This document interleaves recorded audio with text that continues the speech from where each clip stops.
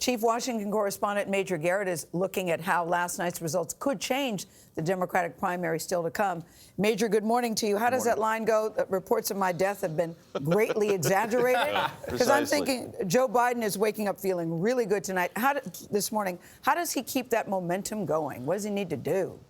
Have 3 more weeks like the week he just had, okay? Let's just start there. And I know we want to leap forward always in political journalism, but we really should pause just for a second and remind ourselves what happened in this past week. Gail, you and I were in South Carolina. On that debate stage, Joe Biden said he's going to win the South Carolina primary. After the debate, I asked him, by how much? He said, 1 point will be good enough for me. Then he gets the Jim Clyburn endorsement. Then he wins the South Carolina primary, not by 1 point, but by 29 percentage points. He raises $10 million thereafter. Pete Buttigieg drops out.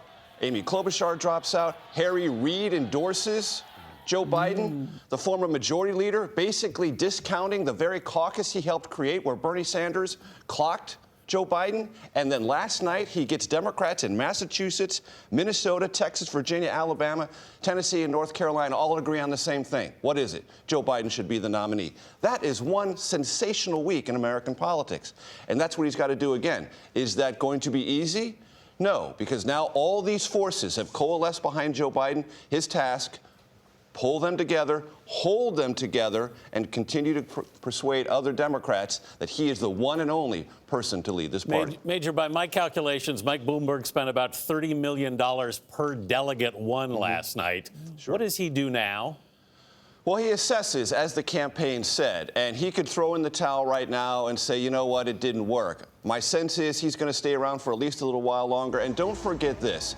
I know there is this sense of massive futility behind the Bloomberg effort. And for him personally, it did not work out, at least not last night.